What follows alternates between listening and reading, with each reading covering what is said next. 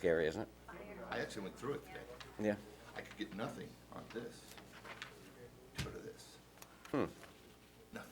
But there's people here to explain that if you wanted to, but we probably won't do it tonight. I'd rather not do that. I'd rather just see it go away. Just give me the option. Quit killing trees. I'll bring that up to Mr. Green later. Color of sticky. I see that.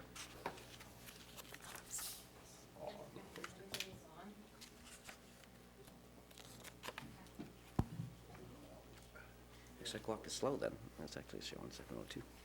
Is council ready? Council meeting, March 19th, 2013. You ready, Steve? Yep. Charlie, you all set? I am. You're awesome. Bring this meeting to order. Please rise for the pledge. I pledge allegiance to the flag of the United States of America and to the republic for which it stands, one nation, under God, indivisible, with liberty and justice for all. Roll call, please.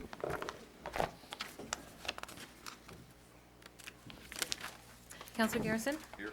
Councilor Bickford? Here. Councilor Ward? Here. Councilor Pesky? Here. Councilor La Rochelle? Here. Councilor Mason? And do you know if she'll be excused, or did she call?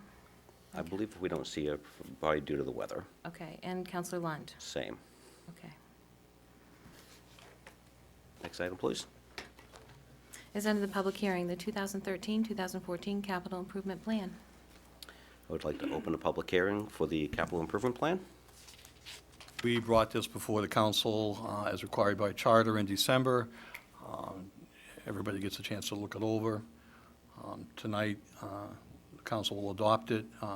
Any questions, just because they adopt it does not mean that they will put it in the budget. It'll be based on whether we can afford to and move things forward, but It's based on our known needs that we have. our needs. Our needs, not so much what we can fund, exactly.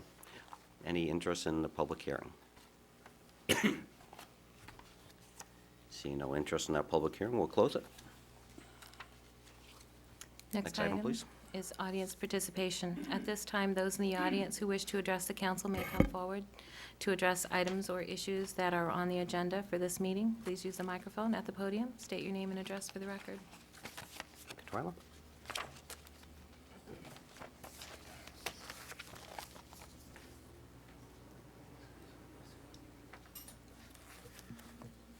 Larry Fillmore from Lisbon. The first question I have is, why does dispatch need bylaws? The Lisbon Communications Center is the division of the Public Safety Department of the Town of Lisbon. As a division of the Town of Lisbon, it should be covered under the bylaws of the Town of Lisbon. Is dispatch going to be a separate business? And if it is, why should the taxpayers of Lisbon pay for it? This appears to be another way to prevent the Androscoggin County Commissioners from consolidating emergency dispatch services for the county.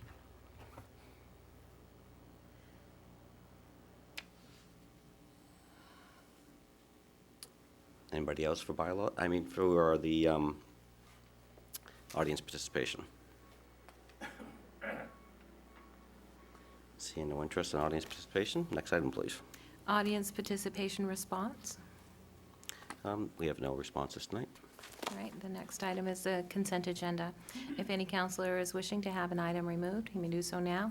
Items removed from the consent agenda will be considered next. Seeing none.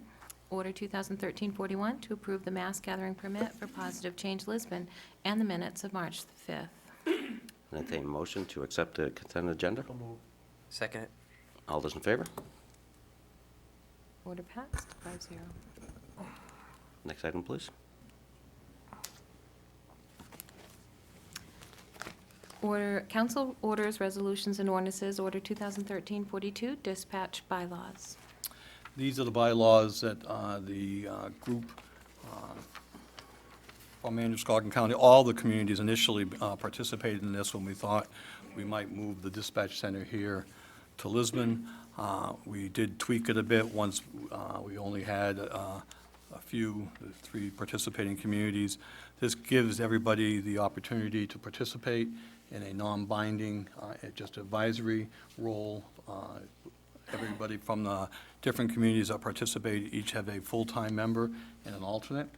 They are supposed to meet no fewer than 6 times a year to just have an oversight of how it's functioning, to look at the budget, and feel part of the process. It's since they are paying a fee to do that. But, and in the end, it's set up so they have an opportunity to meet with the council during the budget process and either say nay or yay their support for the budget that's being proposed. It's just guidelines. Mhm. And all the other participating communities agree that this was something that they felt they would like to work with. Any questions from council? This draft hasn't been proofread, is that, I mean, Yeah, it's been approved, it's just, you have to adopt it first, and then I'll take the draft off. oh, there's a lot of There's little mistakes in it few and stuff, so I typos. just, yeah. Point those out to me, I'll correct them. Okay. More spelling more than the idea of No. content. Yeah. Well, not spelling so much as just making sure the intent is what it should be. I'll just give you my notes. Okay, All right. that's fine. But no drastic changes. No. Any other questions for council? This is, I mean, I did read through it in detail, and rest assured, the people that are from our community, the town management and our police department put a lot of effort in this to make sure that the town is well represented and actually still has full control, but in a sense, actually allowing the other parties to voice their opinion. This is something new. I mean, we do have to give a lot of credit to our town management and the police department for working with this communications consolidation to our local people. I think it's kudos to the town that other communities around us would want to be part and actually take advantage of our dispatch. It kind of shows a level of expertise that we have that these people would actually want to spend their money and come to us. Yep. And I think it speaks a lot for Lisbon to actually have the opportunity to actually expand its dispatch and actually have these people trust in us enough to come forward. So I think this document allows us to give them a little flexibility to voice their opinions in a correct manner, so. Lisbon Dispatch gets a lot of kudos from anybody who is able to hear them and how they dispatch, the professionalism. And already, I know Chief Brooks could speak to it, that the towns are participating and very pleased with what they're getting for service. One question, Steve.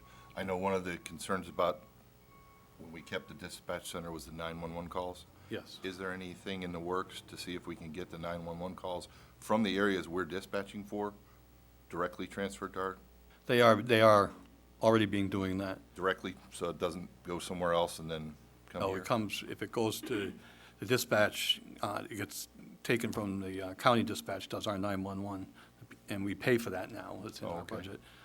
But one of the things that we were looking at, we had been paying license fees over the years to get the identification that when the dispatch for that, or 911 call comes in, we get all the information that comes with that, and we are now getting that clearly from the county. And they weren't getting it either, so, through the E911 center, LA 911, so we've improved on that. Arm twisting.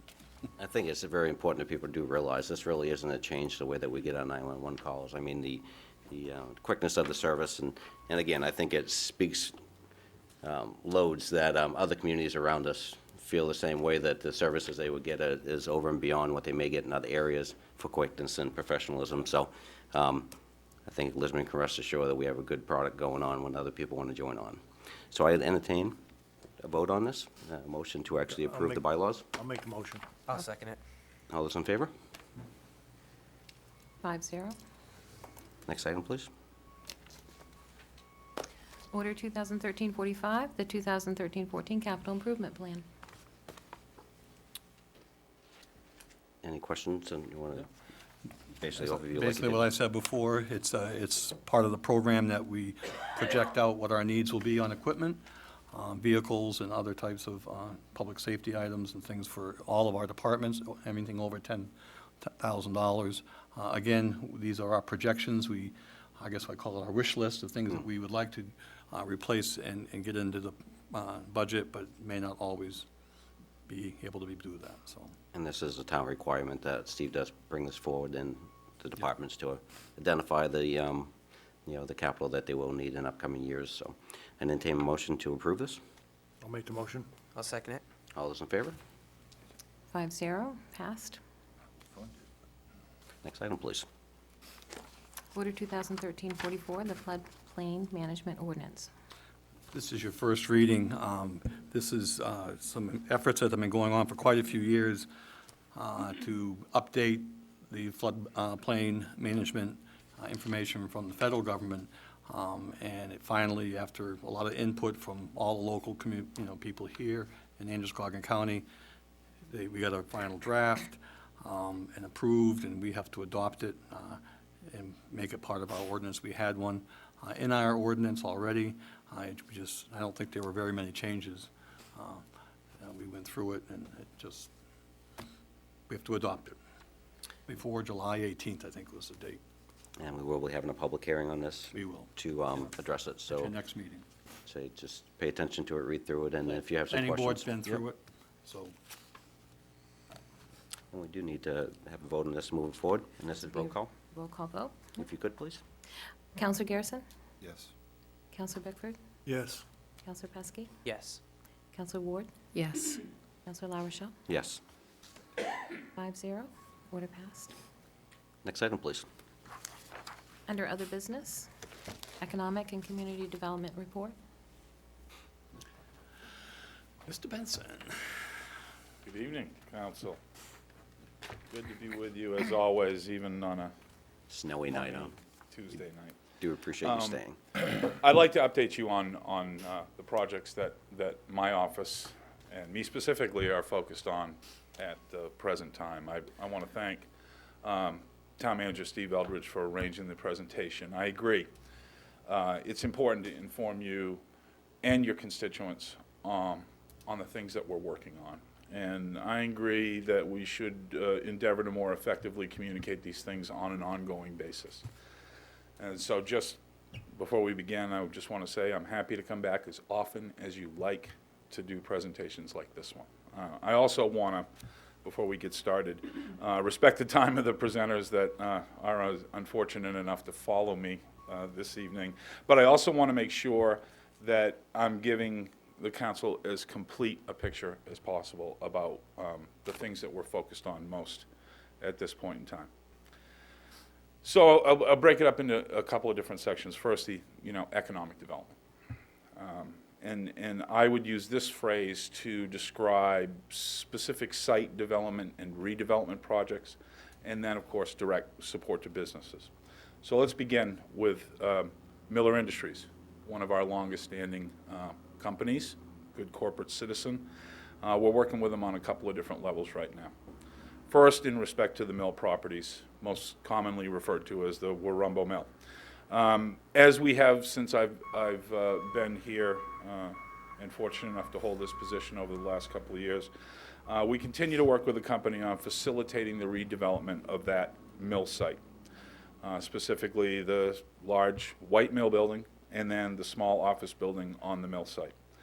Our role in these initiatives, as it has been and will continue to be, is to support the marketing of these properties and to be there as a resource on site visits and follow-up, client prospect handling. Specifically, our role is to address the availability and the possible use of public resources to support a project. In respect to the properties themselves, the white mill still offered for sale. As we've learned over time, there are a number of challenges to private redevelopment of that property, namely the cost of securing the mill and addressing the needed improvements both inside and outside the building, at this point far outweigh the potential revenues that could be gained through leasing space within the building. Further, there are challenges to ingress and egress of the site. The current situation, which is that small driveway that runs to the south of the white mill building, it simply does not work for a redevelopment project. However, I'm reasonably confident at this point that there are resources available to us to address that challenge. So I don't see that as an impediment to redevelopment of the site. If a specific, particularly if a specific redevelopment opportunity presents itself, oftentimes public resources are most available to you when you have a specific development proposal that relates to job creation and investment. To date, we have not had that level of proposal on that site. But again, don't see the egress ingress issue being a big one. But the question of the economic potential of a redeveloped property is very much an ongoing concern. It begs a larger question about the future legitimacy of that building. And that's a conversation that we continue to have, as you know, with Miller Industries. Elsewhere on the site, the company has recently listed the 5,100 square foot office building, 2 stories, that sits directly behind the White Mill, and the site's been listed now for a couple of months, and we have taken part in a couple of prospect site visits on that mill building. The building, if you're familiar with it at all, lends itself to a number of potential commercial uses, from office space to even retail, and specifically in the hospitality sector, such as restaurants, taverns, and that kind of thing, and I know we'd all like to see that. It's a relatively new listing, frankly, so it's difficult to get a good read at this point as to its marketability. The listed price is $325,000. One challenge to seeing this property reach its fullest potential is the uncertain future of the White Mill, which, of course, sits right in front of it. And obviously, it's very difficult to see the smaller building if you're on 196. It's a challenge. It's clear to me, though, that the future of the 2 sites are interrelated. It's unlikely the marketplace will fully respond to that office building opportunity without a clear direction as to the future of the White Mill. So we continue to work with Miller Industries, their representatives, including Realtor Don Spann, on that project. We're also working with a company on off-site, yet company-owned properties. We're working on properties that the company owns on Mill Street and Upland Road. It's fair to say the company is looking at the question of their long-term ownership of those properties. We have facilitated meetings and conversations with state agencies, private organizations, the company itself, to understand the issues associated with those sites. And our goal here is to help address those issues in a collaborative fashion across all platforms, so that a long-term plan for those sites can be decided on. So we continue to spend time on that, and we're going to spend more time on it as in the weeks and months ahead. And we think we've got some opportunities to be helpful. Now on to Knight Celotex, our other giant mill redevelopment project. As you know, we are awaiting the return of the folks from Swift Recycling and their crew to resume their ongoing demolition of the mill building and the cleanup of the site. The crew did break shortly before the holidays and returned home down south. Don Stanger, who is our primary point person, actually lives in Florida. A lot of the crew lives down south. And so they broke before the holidays to allow the winter to take its course before they resume their work. I have spoken regularly with Don over this period, and the latest information I have is that he intends to bring the crew back into the area this month. I can pass along to you in the course of developing what I like to think is a good, strong relationship with Don, is that he is intent on completing the work this spring and summer so he can begin marketing that site for redevelopment. And that was the purpose of them buying the site, was to, yes, demolish the building, take the value out of it, but also set it up for its future use or reuse. When Don returns, he and I do have plans to meet with one local developer who has expressed some interest in the site as a commercial location. I should also add, Don has interest and has all along in the recreational potential of the site. And the public access to the river is something he very strongly envisions as part of the redevelopment. And when Don returns, we'll continue those conversations. And I look forward in particular to being around the table with Don and a potential end user of the site. Kelly Park.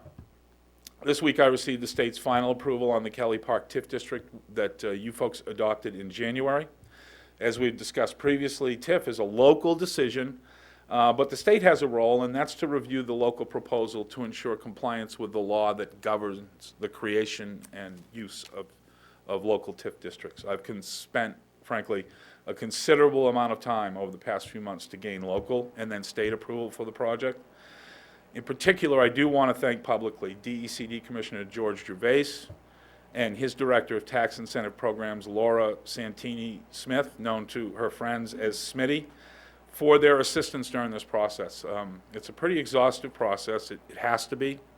And both Commissioner Gervais and Smitty provided a great level of direction to us to help us get our project the way we want it, and then support.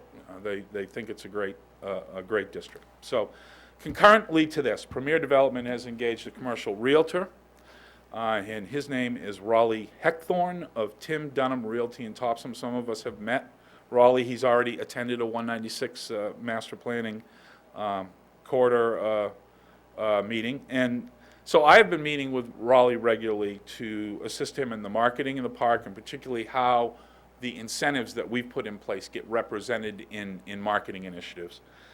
And as Raleigh and I have also worked to develop a plan on how we're going to handle prospects.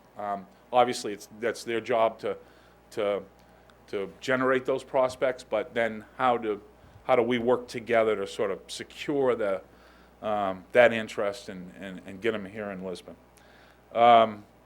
I think Raleigh and I would agree. We're in good shape to move forward effectively. I'll note in the most recent edition of Maine Biz, there's a well-placed and large ad for the park, which will be seen by developers and companies statewide as we speak.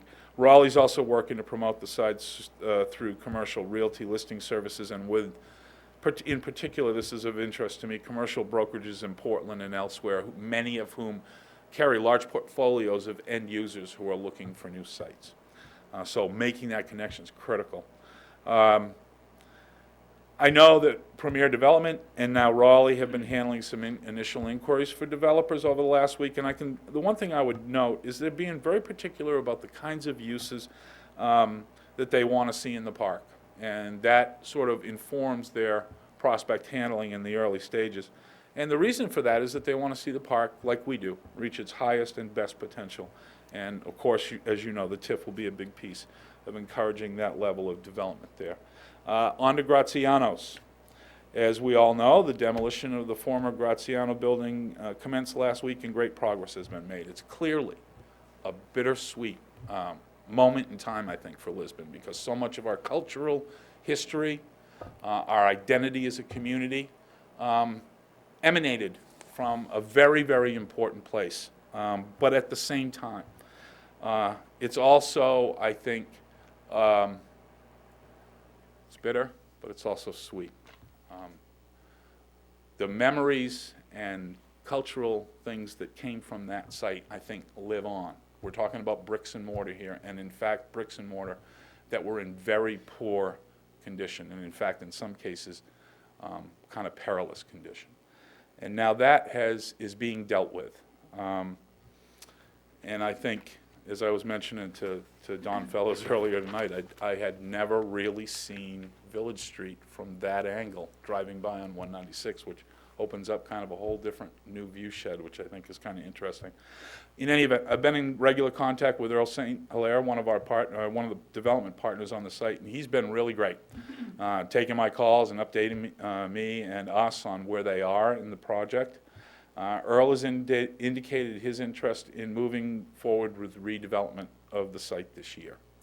As they have just discussed publicly, their intent is to develop a second Luigi's location there. That's the popular restaurant in Lewiston that so many of you know. A new location being there on that site. I know there is some concern locally regarding the redevelopment of the site as it relates to the ongoing 196 master planning process. Concern specifically is, we're trying to decide, what we want this corridor to look and feel like and function like, and yet, you know, the marketplace is creating activity there already, and is it going to get out ahead of us? I had a candid conversation last week with Earl on this very subject, and I'm pleased to tell you that we've discussed the possibility of us getting together soon to discuss their specific plans for the site and look for opportunities to be consistent with what's being discussed by the town in the 196 process. I can assure you from our conversation that Earl and his partners are very interested in working cooperatively with us so that their ultimate redevelopment meets their needs and those of the community. I hope to work with Steve, Amanda Bunker, Don Fellows, Dennis Douglas to be part of that meeting with Earl and his partners. And along with this, so that'll be coming up in Earl's mind and mine as well, sometime in the next couple, 3 weeks.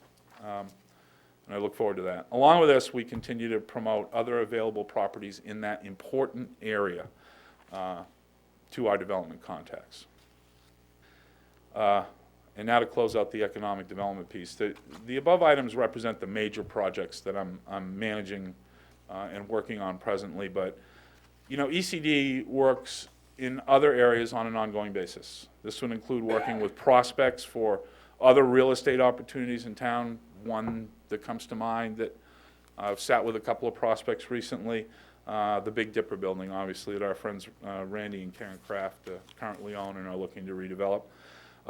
And I meet regularly with existing companies that are looking for opportunities to expand their operations or need some other form of assistance that we're able to provide.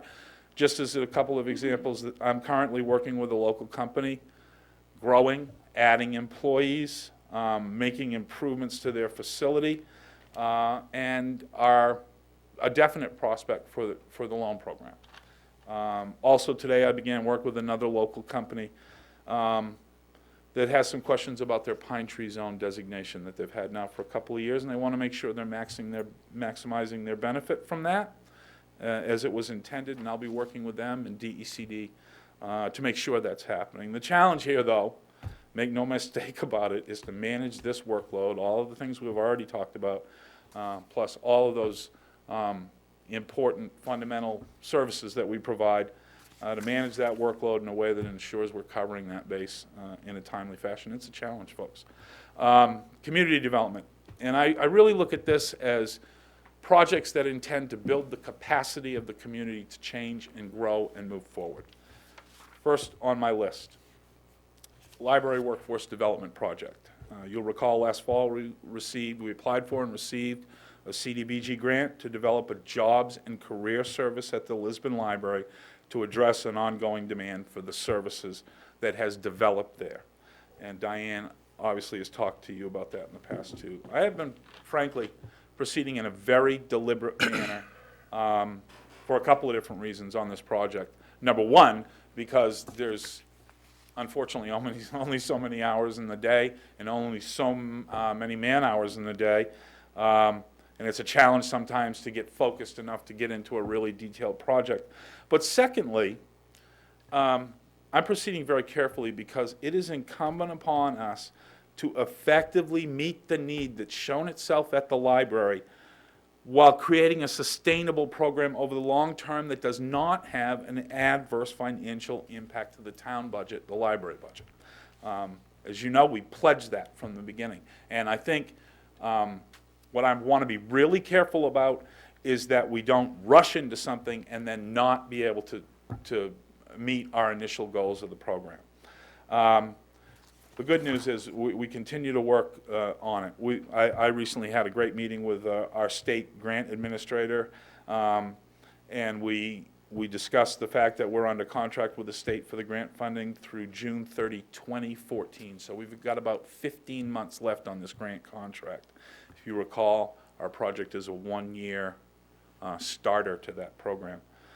I think the time will be that we're investing right now will be worth it in the long run. I know that the demand is there, it needs to be met, but we want to do this in a very thoughtful, deliberate manner.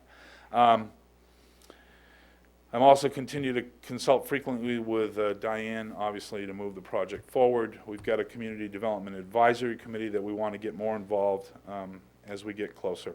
Over the next few days, we will be issuing an RFP for consulting services to help us implement the project and deliver direct one-on-one services to library patrons, as well as work with all the other workforce development partners and the business community to bring more resources to this service. I've had preliminary discussions with consultants and other firms that might have interest in doing that work. We'll be providing the RFP to them directly. That will happen this week, and we will also run a public notice in a local paper to let other firms and individuals know of the opportunity. Once the process is complete, we'll be using a portion of the grant funding to purchase some additional computer equipment that we need for the program. I expect by the end of April, we'll have selected the consultant, secured the equipment, and have gotten the project underway. And in May, the consultant, I believe, will be ready and on-site at the library on a scheduled basis to begin delivering this service. I think it's important to say this service will help local folks acquire many of the soft skills needed to overcome barriers to employment, which will ultimately provide our local business community and others with a deeper pool of employee talent to choose from. Workforce development is a critical community and economic development issue in Maine.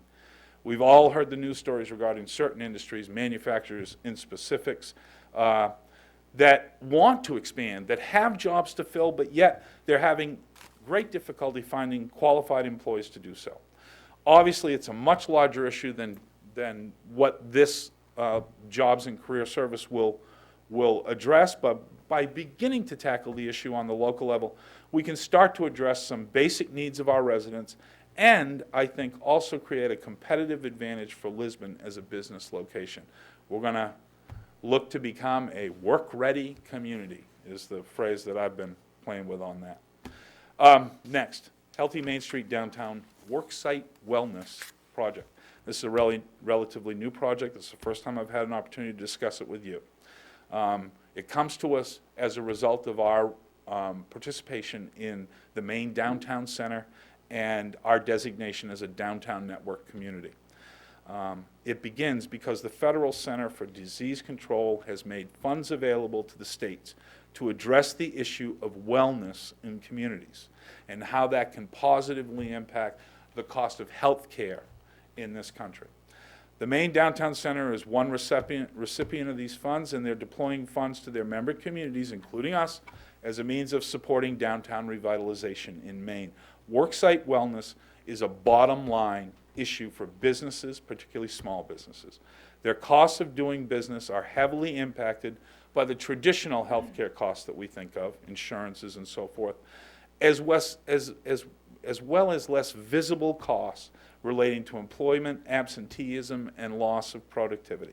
This can be combated by providing opportunities for employees to learn more about the benefits of an active lifestyle, healthier nutrition, smoking cessation, and to name some of the more notable issues, and by providing resources to help them pursue a higher level of health and wellness, and as a result, reduce business costs. In many cases, small businesses in downtowns in Maine do not have existing workforce wellness programs. So the idea behind the project is to create a collaborative wellness program that is created, implemented, and sustained by the businesses themselves in a shared fashion. In December, we received a $20,000 commitment by the Maine Downtown Center to the town of Lisbon to support creation of a local program here over the next 2 years and, of course, into the future. These funds can also be used to develop capacity, market the program, deliver services. Over the first couple of months this year, I've been getting some training on this program by the Downtown Center, exploring some of the resources available to us on the local and regional level to put a program in place. One such is Healthy Androscoggin, which is a Healthy Maine partnership for this part of the state. They offer a variety of different resources and services to the general public. I've had a couple of meetings with them and ongoing conversations about how, we don't reinvent the wheel. We take advantage of what's already here, and we work collaboratively in that respect. I've been working very closely with our local active communities team, which is led by Steve Warren. And as these two efforts do share some common goals, and it only makes sense that we move both efforts forward in a cooperative fashion. Some of the very first steps in moving this forward is recruiting some downtown businesses to take part in the program. And Steve has particularly taken a real leadership role in this, and I can say with pride that we've already got the first few businesses to take part and sign on. And that effort will continue in the coming weeks. Our goal is to get a minimum of 10 downtown businesses involved, but we're hoping to get everybody involved in working together. Once we get organized, we'll get some training from the downtown center on how to build a local worksite wellness program and implement it. In my view, it's another way for us to provide a bottom line benefit to our businesses while contributing to the health and vitality of the community. I'll move quickly through the Route 196 master planning process. You're well aware of the project. I do want to update you on ECD's involvement in the effort. I'm, of course, participating in the community workshops as well as the steering committee meetings, and I continue to work behind the scenes with Steve Eldridge, Don Fellows, Amanda Bunker, Dennis Douglas to meet regularly before meetings, make sure the project is proceeding in a way that meets our needs, the community's needs. The end result, of course, as you know, will be a strategic plan that lays out prioritized actions and identifies the appropriate leads and stakeholders and resources to realize the community's vision for its main transportation and business corridor. Two more items: Positive Change Lisbon. To date, my primary involvement with the group has been to facilitate collaboration between the town and PCL to meet common goals. Best examples of this recently were meetings between PCL members and town departments. In particular, our great Public Works Director, Ryan Layton, and his terrific crew, to get input from the businesses on best practices for snow removal in the downtown. This is a dialogue that hadn't previously existed. And this is something now, because of the formation of PCL and because of our intent on gaining that kind of input locally, it's now happening. Additionally, we are working, again as a group, to plan a collaborative spring cleanup between the town crews and some PCL volunteers on April 6th, next month. PCL will be recruiting local individuals, even businesses, to participate in a coordinated effort with our Public Works Department to get things cleaned up and spruced up along the 196 corridor as we enter spring. I've also worked with PCL on their plans, of course, to install some decorative banners along the corridor and town gateways this summer, and there was some funding that had sort of been in reserve, and we've helped sort of contribute to that and match some PCL donations and get those banners up, and they'll be coming along pretty soon here. Tomorrow night, I've been invited to participate in a roundtable discussion with the PCL board as they begin to look at organizational issues like expanding their membership and setting a work plan going forward. As you know, part of my background has been in the nonprofit field, was part of establishing an organization in Bath, Brunswick, and Topsom, a regional economic development organization, council of government. So I do have some experience in the organizational development world, and that's why I think PCL has asked me to be part of this conversation, as well as my current position. So I'm going to be part of that tomorrow night. I think the establishment and growth of PCL is one of the most important economic and community development issues we face. We need the involvement of our businesses and our residents working together with town government to achieve the goals we all have for the town. Having PCL take this leadership role is such an important step forward in this regard, and I am committed, and I know we all are, to be a resource to them and a conduit to the town government on an ongoing basis. Last item, Moxie Festival. As you know, last fall we had a pretty extensive community dialogue about the festival, its future, and specifically how to reduce the overall town staff time dedicated to planning and carrying out the festival without disrupting the festival in any way. You'll recall in November, I forwarded a plan on behalf of the committee to address these issues in a way that accomplishes these goals while ensuring the festival continues well into the future. I want to report to you on our progress. As we move into the most intensive planning for this year's festival, we have virtually eliminated the involvement of the town clerk's office as well as the town manager's administrative assistant in the planning and the implementation of this festival. It's a big goal we had, and we've accomplished it. They had both both offices had previously dedicated significant time and effort in recent festivals, and my friend, our town clerk, will tell you that she's enjoying her freedom to focus on her many other duties. At the same time, while this has happened, we've expanded the committee with 3 new volunteers. And other members of the committee have increased their involvement as a result of our public discussion last fall. As a result, I'm happy to report tonight that things are moving forward on a number of fronts. And quite candidly, personally, I don't think there has been a time in the last 2+ years where there has been more enthusiasm and optimism on the part of the committee. I think this bodes well not only for a good event this summer, but even better and better Moxie festivals going forward. Last item, in the longer term, we want to make sure that we're effectively delivering the one-on-one services to our business community. We want to get better at that all the time.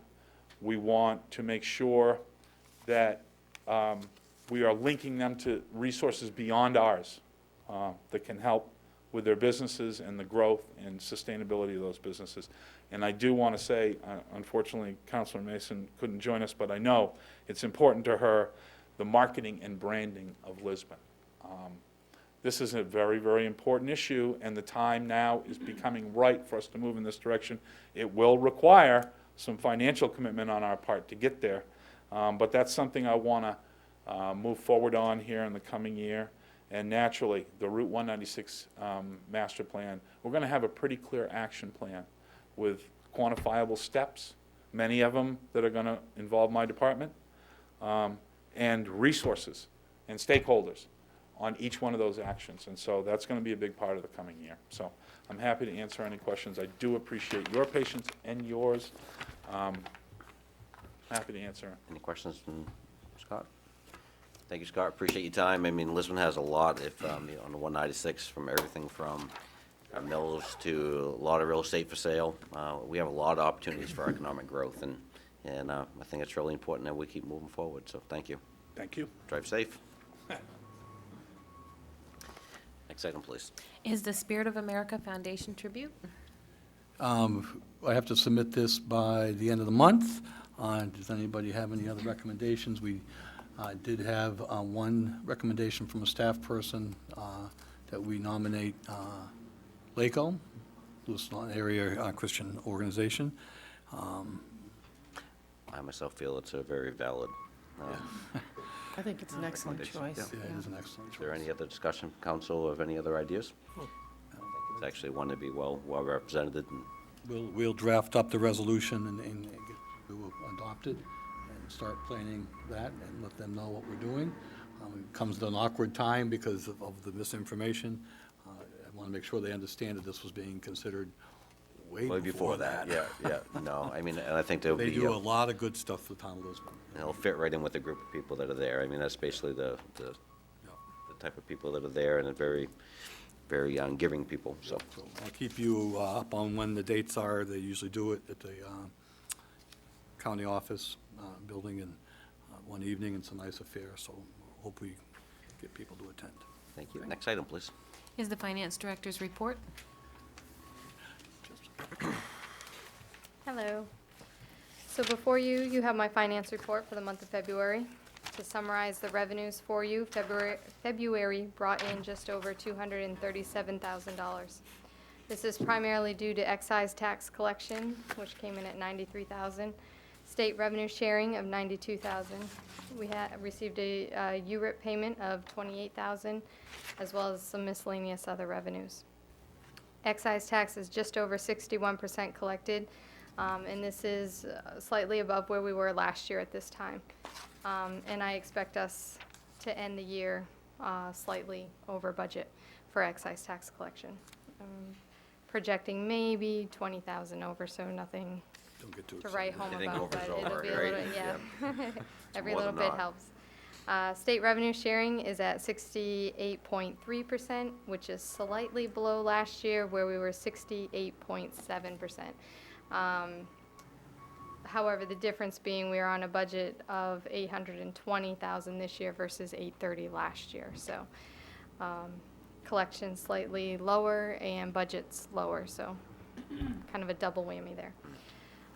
We have, for the remainder of the year, we still have an additional URIP money projected to come in at around 22,000. And we anticipate further homestead money of around 60,000. But we have received all our Betty funding of 117,000. And that is my summary on revenues, unless you have questions for me.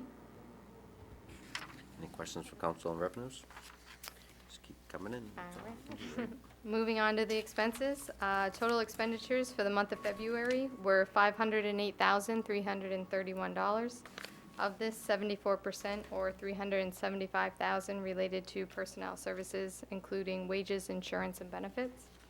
Contractual services made up approximately 23% at $114,000. This is primarily due to our winter public works of $31,000, our regular waste disposal fees of $16,000. We had street lights of $9,000, our MMA dues of $8,000. We had a payment to Western Maine Transportation of $8,000, legal fees of $7,000, technology expenditures of $10,000.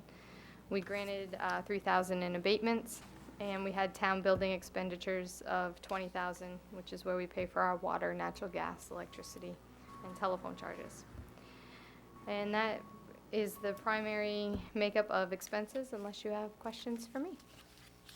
Any questions from council? Everything seems to be kind of clicking along as normal. Yes, it does. Good. On a side note, as of February 28th, we have collected 60% or $6 million of our total tax commitment. This is approximately 1.25% less than when we were last year at this time. However, in the first 15 days of March, we have taken in an additional $3 million. That's good. Yes, it is. And that's all I Any other have for you. questions at all? Thank you. Thank you very Yep. much. Next item, please. This is a 2013-14 budget presentation. I can go first, so we can go home. Good evening. Thank you.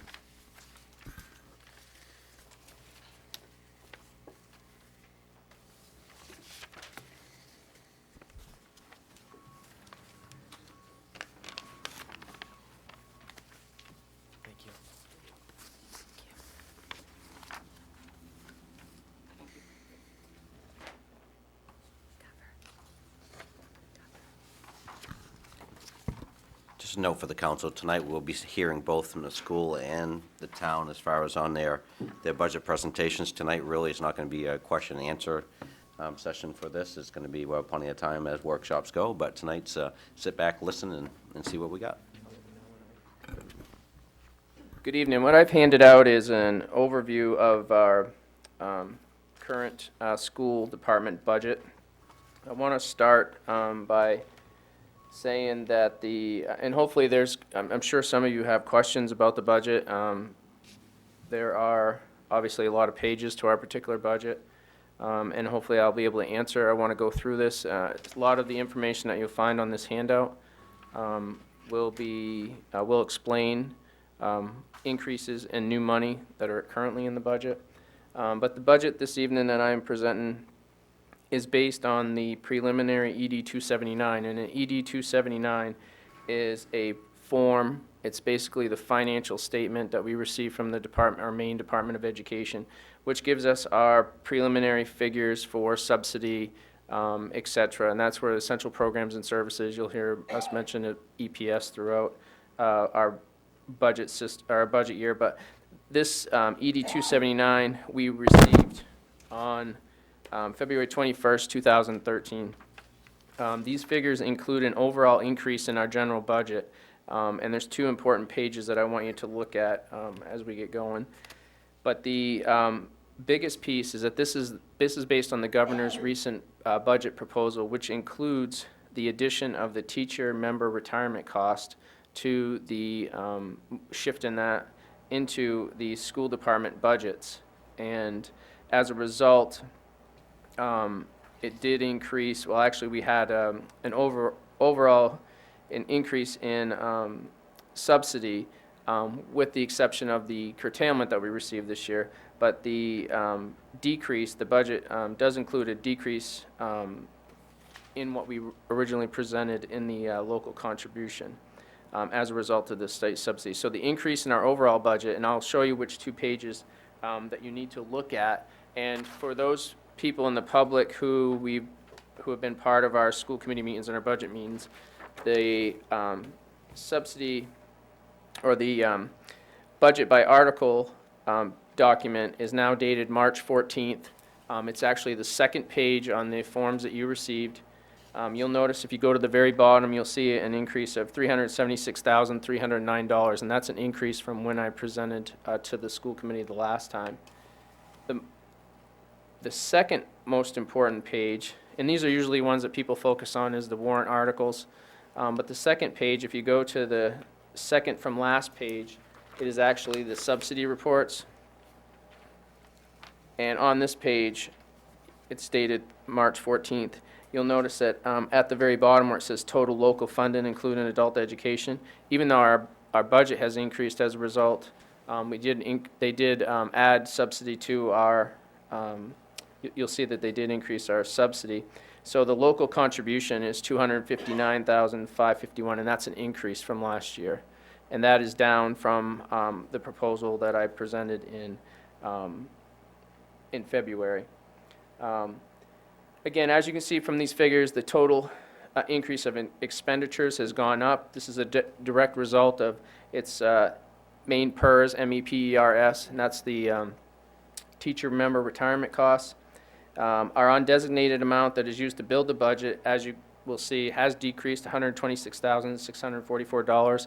That's a result of a curtailment that we received last year, late in the year, as a result of not purchasing buses and other equipment. There was a reduction in adult education. So we did, that was one of the reasons why our undesignated amount has decreased. Again, this would increase the local funding by $259,551, which is actually $277,200 less than the figures that I originally presented in February, on February 4th.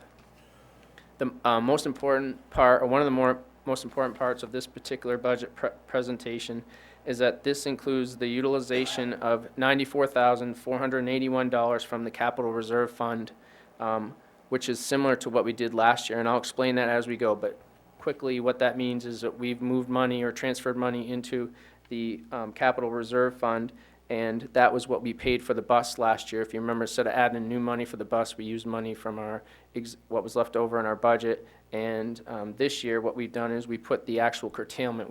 We had received a curtailment just a few months ago, and we transferred that money into the Capital Reserve to offset next year's budget.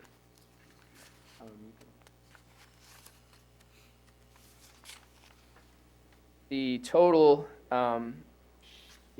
budget, including adult education, is $14,532,787, and the actual local contribution, total local contribution, is $5,719,624. The budget goals and priorities, again, we are using the ED 279 that we received in February, and there's, if you've been reading the papers, there's a lot of questions and potential opposition to that particular budget, or that budget proposal. One of the things that I've been told is that the state is going to give us a new ED 279 that does not have the teacher member retirement cost in there. However, Kathy, my business manager, has been told, all the business managers have been told that they're not going to do that. So it's just we'll wait and see until they actually pass the budget. For an FYI, the budget for this year still hasn't been approved yet. So we're working on anything. That's one of the pieces. There's like $12 million that's been cut from the budget, and that was the curtailment that we received in December, early January.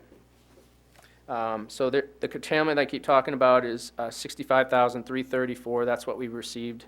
That's actually less than what I had anticipated. I originally, when we were told that there was going to be a curtailment, I was anticipating close to $250,000. So what I did is I froze the budget in early December and looked at every area that we possibly could have any type of savings. So the budget's actually been locked up on a needs-only expenditures since December. So there's actually, we'd anticipated, like I said, 180 to 250 in curtailment. It came in at 65. So that's how we were able to move money into the capital reserve fund, and also put in money for Phase 2, Part 2 renovations for next year, a portion of that for next year's renovations for the high school. And I'll talk a little bit about that. General increase in expenditures. One of the things, this particular budget actually has $74,985 of recent reductions that I put in as potential or proposal to the school committee to reduce. It's actually was taken out of administrative and student support services and reduced insurance. We originally were at 8% and we're down to 6.5%. I'm meeting with the MEA Benefits Trust people on March 25th. That's the first day that they will officially be releasing our new rates. And I have a meeting scheduled with them that morning to go over those new proposals. So we're hoping that our insurance will drop, but it's not, the insurance plans are not the same as they were in the past, where they took everybody's loss rate and averaged it out, and then we all paid a certain amount. It actually goes by school systems now. So I don't know what our loss or what our rate will be until the 25th. So hopefully it'll be less than the 6.5. And of course, all these cuts are that we've made at that 70-something thousand are all preliminary, and the money that was taken out of the budget are actually just placeholders. Some other things to focus on with this budget: continue to support student progress, continue to maintain our new graduation rates, which, if you've seen in the papers, our graduation rates went from 70-something% up to 90%. I believe we have the second highest graduation rate in the area, and probably the highest in Androscoggin County, which when I started as superintendent, that's one area where I believe we were next to last in the list of graduation rates. So we've had a significant increase there. We need to consider technology improvements and monitor the essential programs and services. And that's one of the reasons why I'm able to stand in front of you and present a budget where a lot of systems, if you look in the papers, I know just down the road, they're talking about $1 million decrease in subsidy. And one of what I think attributes to that is the fact that a lot of school systems are over the essential programs and services model. And so the state doesn't fund anything that you're over, you have to raise locally. So we've looked pretty close at that over the years. We're also looking at NEASC and facility concerns. PWS and LHS heating system. The Phase 2, Part 2 at the high school is changing the steam in the lower level to hot water, and that would be running the pipes and changing the heating units. A lot of the actual thermostats are in a separate room where when we did the renovations, we created more rooms at the high school, and so we couldn't change the thermostats because they're actually run by pipes or air. They're run by air. And so some of them are in a different room. So that's why if you drive by in the wintertime, a lot of times, second floor, you'll notice some of the windows are open. It's because the heater's in their room and the thermostat's in another room. So that's the work that we're hoping to do. And some of the work in Phase 2, Part 2, and then Phase 2, Part 3 would be the top floor, and we're hoping to do that next year. Again, I've gone over the numbers for the general budget, but again, it is our, obviously it's our goal to present a fiscally responsible budget to the town, knowing the economic situation. In the warrant article increases, I pointed out a lot of, because the majority of the increases in this particular budget are salaries and benefits. And if you look, you'll notice on most of the pages, there's a lot of zeros on the right side, and there's a lot of things in parentheses. There are some increases I wanted to bring to your attention, which is, these would be new money. And they're larger amounts, and some are small, but it's still new money. So I tried to point everything out that I could find in this budget, and I'll give you the page numbers for your reference in case you already have notes and you had a question about why that was an increase, such a high increase. The first one is under the nurse. We anticipate an increase in insurance. We have an opening, and there's on page 4, you'll notice there's a $21,171, and that's just change of insurance. That's an anticipated or potential change in insurance. Under improvement of instruction, there's about a $4,000 increase on page 5. Those are the dues that we pay to the Western Maine Educational Collaborative. That's where our virtual high school, a lot of our programs, we are part of a cohort, and we consolidate our resources, and we're able to get services and professional development at a discounted rate. But we haven't budgeted for that, and so we've had to find it in different lines. So the majority of these items are all things that we have found money or tried to find money for, but we really need to budget them in case there's a time when there's no extra money or any late retirements and stuff that we benefited from over the last couple of years. Under curriculum, under professional services, you'll see an increase of $25,428. It's on page 5. That's the majority of that is our programs, Read 180, Everyday Math. It's mostly curriculum supplies, and that's something that we needed to create that line and support that. Those are almost yearly cost consumables for those particular programs. On page 11, under my line, under tuition, there's an increase of almost $8,000 for tuition. I wanted to point that out because I know last year when we went through the budget process, there was money that was budgeted for my doctoral program. However, I hadn't been accepted into the program, so we took money out. In this particular case, the program that I was accepted in is year-round, so it's actually six classes versus 4 classes, so there is an increase there, but I wanted to point that out because I know that was brought up last year. On page 12, there's a $1,250 increase under the Community Resource Coordinator. In years past, what we've done is we've actually gone and used money, general account money from each of the schools to pay for the banquets, or money from the superintendent's lines to pay for the end-of-the-year banquets for the students and for staff. And so what we did is we added this money into next year's budget. That is actually one of the positions that keeps getting pulled out with the job stimulus money. That was one of the 3 positions that we had to add back in. So it keeps getting pulled out and then put back in, and so now we wanted to put money in there so that she's able to have money for rewards and for the end-of-the-year banquets. Under administration on page 14 and 15, there's increases in anticipated insurance. One's actual, there was a change of plan, and the other one's anticipated insurance plan of $16,074. Page 17, there's a accountant software increase of $2,643, and that's just an update to our central office accountant software, and we're hoping to be able to pay for that with money from this year.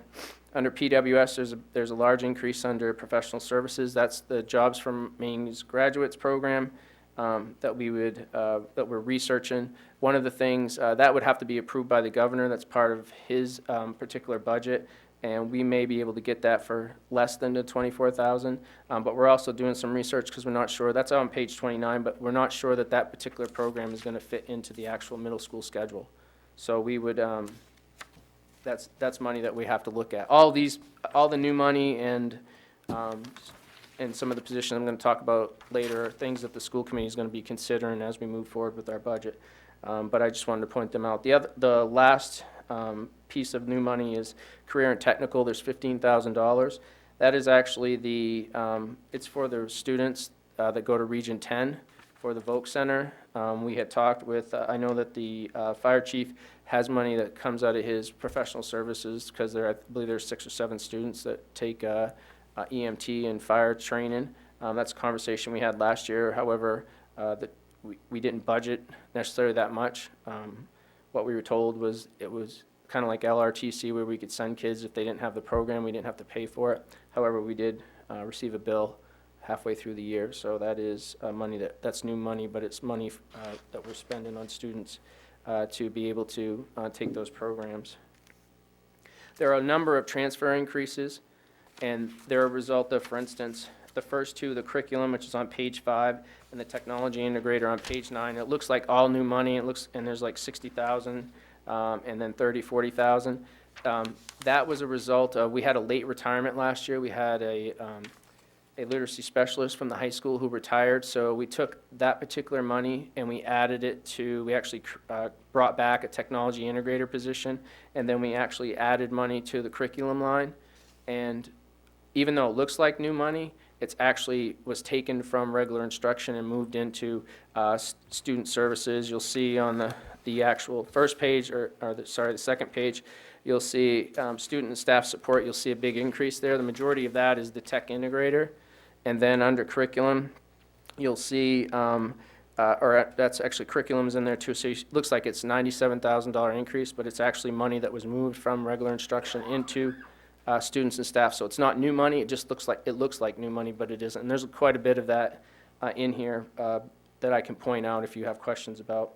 There's another one that's in transportation. We actually had a groundskeeper that now drives bus, so we had to move a portion of their salary from facilities into transportation. So you notice there's almost a $50,000 increase in transportation, but then under facilities, there's only $1,700 increase, and that's because we had to transfer a portion of his salary into the transportation line.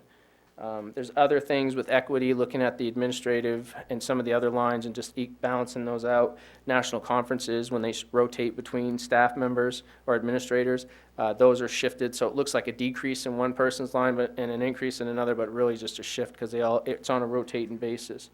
Those are things you'll probably point out or that you may jump out at you. And then staff assignments and duties, just reassignment of people because they have to be in that particular building. Some people, an example is under nutrition, you may see that there's a big increase at the middle school, but really it's because we had a retirement, but then we moved somebody from the community school up to the middle school, and as a result, they had a different insurance plan, so it looks like a big increase in insurance, but it really was money that was just moved from LCS up to the middle school. Any questions on, I know that's a lot of information, but I want to try to be as transparent as we can on all the new money and where things are. Each year, I talk about variables and some of the things that we still have that are left, and the things that are lined out are actually things that have already passed. But I wanted to keep them on here as a reminder. But under the variables that we talk about are any anticipated and actual resignations. And like I said, we had staff who retired after the budget or during the middle of the summer, and so there were savings there. So there's any anticipated actual resignations between now and then. However, the biggest piece is if they were to announce their retirement prior to March 1st, if they've been here for over 20 years, there's a sick day retirement benefit that they would be eligible for. So that's passed, and we've already budgeted that. The capital reserve transfer I've talked about. Insurance is down to 6.5%, and I've already mentioned that I'll be meeting with the MEA on the 25th. Special education enrollment, we never know what we're going to have for students. We could have a student transfer in tomorrow that could require out-of-district placement or any type of services. So that's, special education is always tough because you never know what your enrollment is. And the state subsidy, again, the ED 279, the one we have, could be different. And any anticipated revenue, we never know what we can receive. We used to, main care used to be a significant part of that. However, over the years, it's been decreased significantly.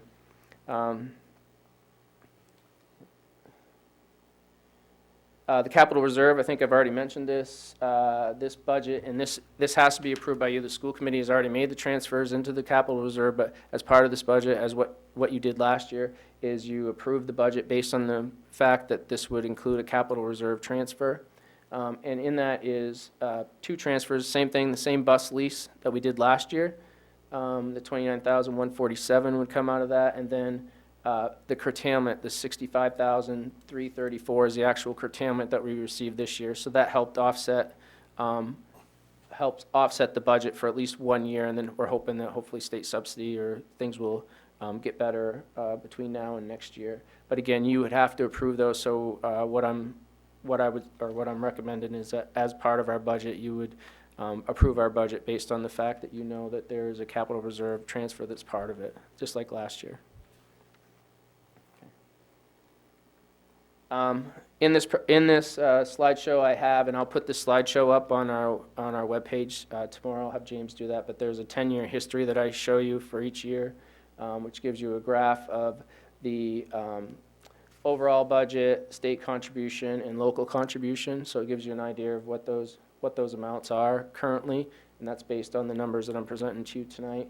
The next slide is the school department. This is the local contribution amounts, and that is again based on these numbers that I'm presenting to you tonight. And then the last one is adult education, and this is one of the things that over the last 2 years we've included. For whatever reason, when I first started, it was never part of the budget, although it wasn't in all the numbers, but we've always included. So everything that I mentioned tonight includes adult education, but this is the local contribution for adult education graph over the last 10 years. The local contribution as of this evening, again, I've talked, the state contribution to our budget is at $8,374,364. The preliminary increase of state subsidy is somewhat misleading because it doesn't include the curtailment, so we're actually going to receive about $5,000 less overall. However, and you'll see that in the papers because that's the thing that everybody's talking about. They had a big meeting on Monday about the state proposed budget. However, the other number that I always want to point out is the transition amount of $288,987. You will hear repeatedly over the next several months the fact that by law, the state is supposed to fund the school systems by 55%, and they're not doing that. So anything that we're under that 55%, you have to raise locally. So I always point that out each year. Even though it decreased from last year, it's still $288,987. Additional money has to be raised locally because the state is not at the 55% funding obligation by law. And you'll see, I saw that in the paper today, so you'll see that quite a bit over the next several months. The local contribution, again, is $5,719,624. with a local increase based on what I'm presenting to you this evening at $259,551. One of the things I like to take this opportunity to always present to you our actual school achievement report. However, this has changed significantly since the last year. The school improvement grants, SIG schools were the ones that if they were failing, they were receiving money. There was actually no school improvement grants, SIG grants, applied for by the state last year. What they have, and as part of the No Child Left Behind, the NCLB waiver application that was submitted by the state this year, part of that, they're actually going to issue a individual school's report card, and it primarily will impact or focus on Lisbon Community School because they received Title I funding. However, I've heard all kinds of different stories on how this is going to work. They're going to incorporate graduation rates, attendance, student achievement, and each school, from what I understand, is going to receive a letter grade similar to what they do in Florida. I have no idea what that's going to look like, but I know that each school, when they actually set this number or your grade, you're going to have so many years to improve based on a percentage instead of being compared to the tops, whichever the top scores or what the NCLB wanted. They wanted 100% of all kids to be achieving by 2014, where each one of our schools will receive some type of individual grade. Now, I have no idea what that's going to look like, but you'll probably see that in the papers as soon as it comes out because they actually, in Florida, I believe they put the letter grades on the front doors of the schools. And I know the governor has he has his educational conference this Friday for superintendents and other administrators, and the majority, there's only one person that is not from Florida that's on any of the panels. So you'll definitely see that in the news on Friday as well. But that report card piece is a big part of his educational plan, and I don't know how they're going to present it, but I know in Florida, like I said, if your school receives a low grade, you have to put it on your front door. I don't anticipate that, but I just want to prepare you so when you start seeing it, hopefully I'll have more information over the next few months. Before I go into the potential impact on the taxes, which the bottom line is what most people are concerned with, I just wanted to say that we know that we're currently at an increase in local funding of $259,000. Knowing that additional cuts would come from a reduction in programs and services, the school committee continues to research cost-saving measures in many areas. We've looked at we continue to look at administration and administrative support, co-curricular, contracted services, and that would include areas including the student resource officers, exploratory electives, modern classical language classes, technology, visual performing arts. We're looking at how, if we can continue to share our staff between buildings and possibly have some savings there. K through 12 staff, grade level and content areas, if there's any areas to reduce. Openings, we have a nurse, we have a 7 through 12 English position, so we're looking at whether or not we can manage without filling those. Student professional days, there's one extra student day, one extra professional day, we'll look at those. Student services, health, social work, volunteer coordinator, guidance, and under support staff, bus drivers, custodians, and secretaries. So there's no item, everything is being looked at. There's obviously, if you've been watching our meetings, there's strong opinions on what we can talk about it, but we're not going to do, there's probably not going to be cuts made there. So we're having those discussions. We actually have added a couple more workshops this year as a request from the school committee so that we can talk more publicly about our budget, and hopefully things will work out for us, which, knock on wood, they kind of have over the last couple of years. But the overall, whoops, can you go back just one, please?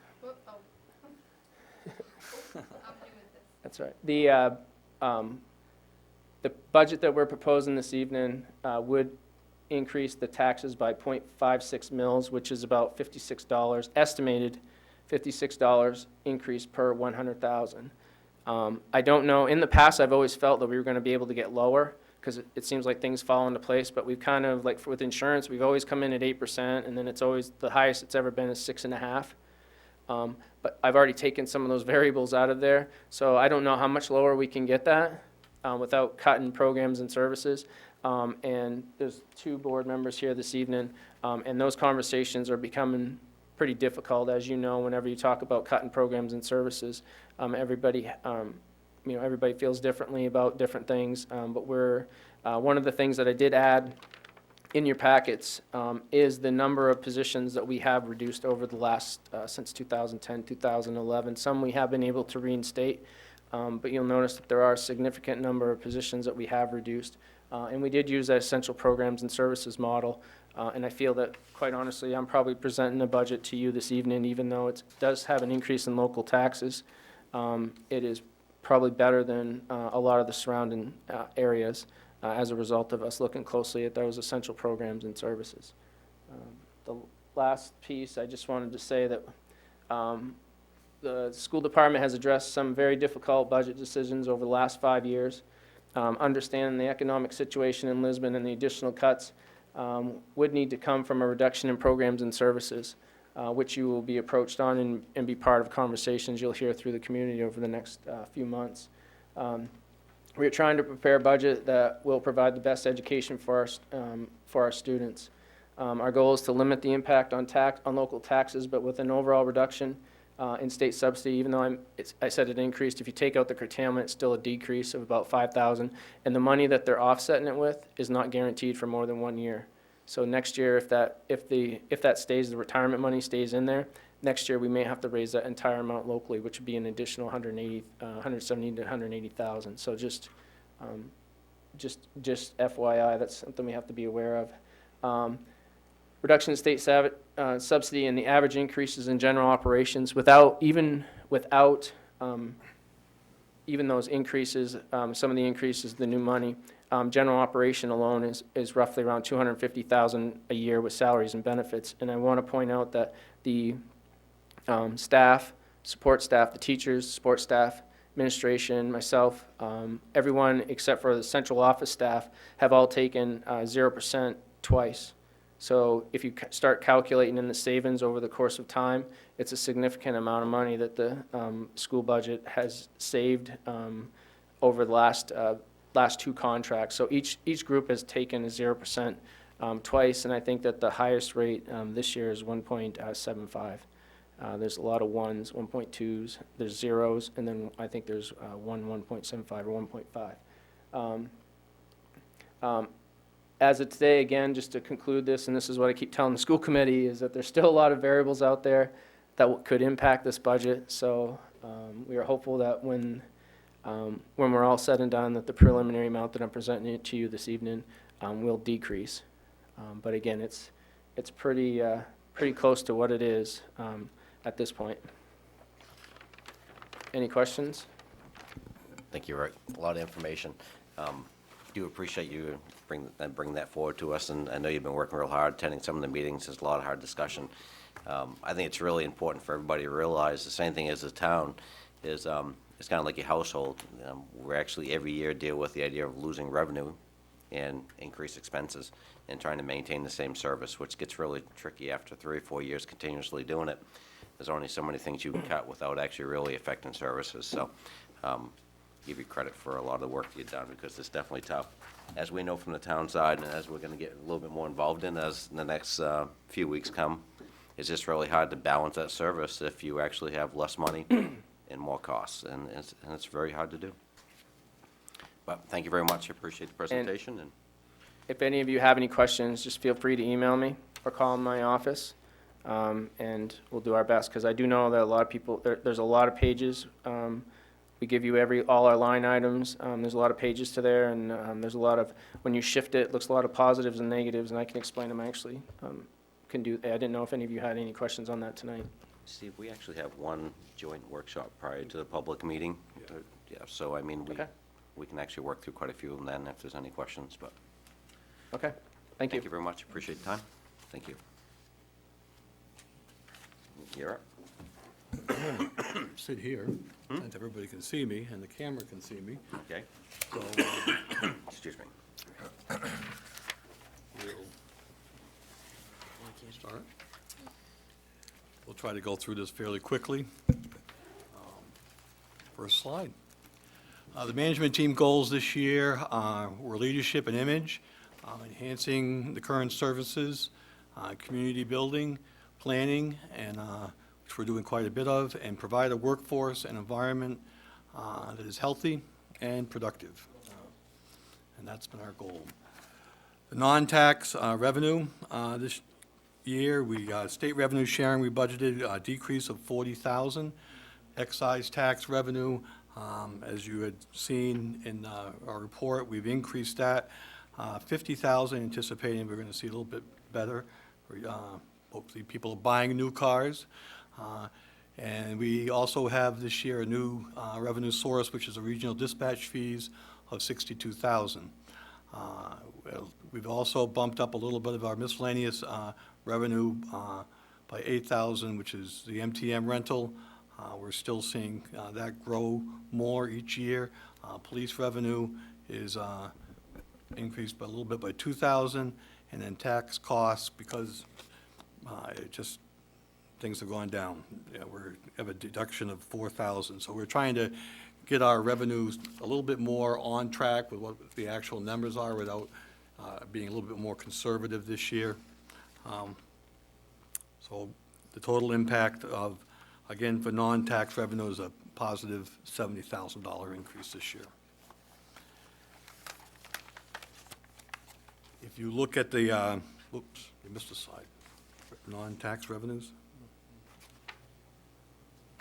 I have that as my second slide. No, you don't have it in our presentation either.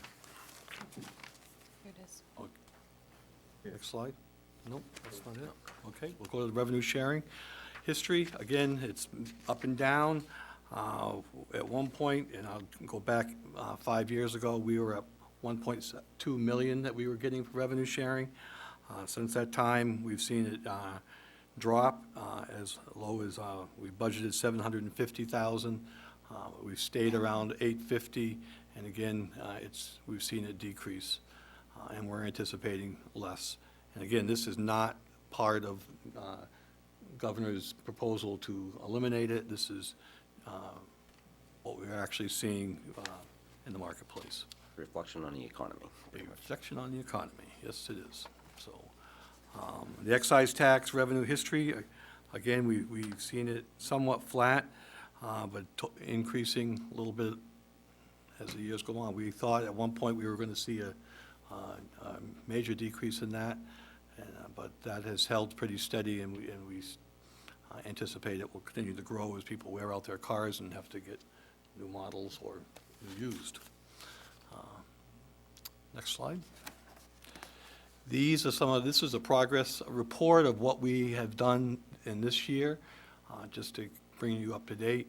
We replaced a wood trailer at the transfer station last year. We installed a new stainless steel dump body in Public Works. We've done some upgrading to our municipal fleet of vehicles. We also upgraded 11 PC workstations and made Beaver Park and the sewer department Wi-Fi accessible. We've seen network upgrades in the town and in the police department. We have a backup server for a disaster recovery plan that's new. Again, the communication center upgrade, luckily that didn't cost us taxpayer money except for some of the furniture, and that was a nice update for this year. Paving, we did about 5.6 miles of road, which was including Route 196, and this will be in the budget coming forward to do some more. We did 1,100 feet of sidewalk along Route 196 while they were doing the paving. We finished the Fisher Road Bridge replacement. E.T. Smith Hose Company had the roof replaced. The year before that, we had siding and some windows replaced on the E.T. Smith Hose Company. We continue to, a little bit at a time, to do our MTM Community Center window replacement. There'll be money, again, in the upcoming budget to continue that. We, again, have maintained and worked on our main streets with weekly street cleaning, and that has been a real positive impact on our image and has gotten nice reviews from the public. We've improved our gateways with new signs, and this spring you'll see gardens going up around most of those. And it's a vast improvement of what we had, changes the image of our community. And again, the library, air conditioning, and children's room remodeling. If you haven't been down to see the children's room, it's quite spectacular what they did. I keep hearing how much the library loves their air conditioning and heating units and how efficient they are. We did quite a bit this year. In our initial request from department heads, it was $7,844,782. We categorized that by just general government, had a $200,000 increase. Insurance and benefits of that was $84,000. Human resources request was $22,000. Technology was a $43,000 request. Town buildings, $23,000. And code enforcement, a $13,000 increase. The Public Works, we looked at a $151,000 increase. We were hoping to increase our paving by $30,000 this year. Additional culvert work, $20,000. Increase in our sand and salt and plow replacement was $45,000. Trailer lease, an additional $20,000. And we have a well contamination issue that we promised we would take care of this year, and that's been priced out at $12,000. Public safety was a $267,000 request this year. Fire truck replacement program was an additional $25,000. Increase to staff and wage adjustments was $98,000. Lease purchases were $49,000, and capital reserve was an additional $20,000, and that was coming from the communications center. Public services, Beaver Park was asking $23,000, which includes the garden work that they're doing throughout the community. Recreation, additional $10,000, and the library was requesting an additional $3,000. And this year, we paid off some of our debt service, and you're seeing a decrease in that, in the expenses of $165,000. So the total request for this year, you take out the $165,000, was $483,531 over last year's budget.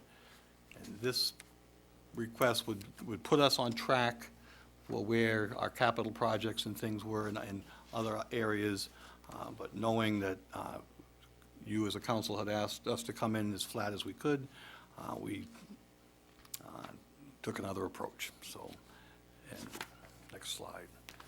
My recommendations, and department heads and I have all worked together on this. It's been a very collaborative process.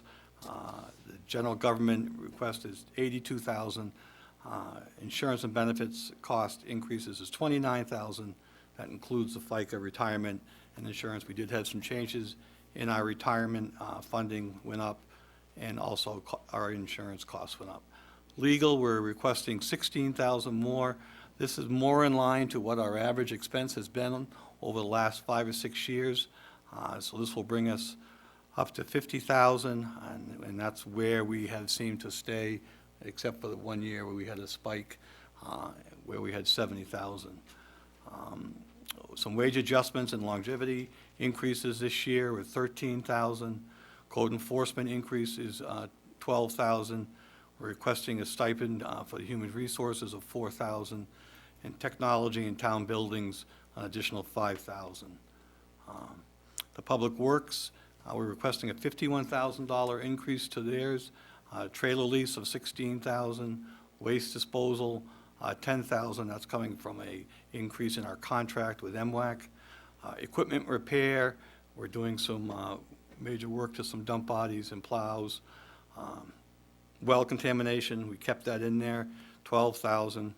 The MS4 study, we are splitting that cost with the sewer department. That is the wastewater, or the stormwater management that we are required to do by federal law now.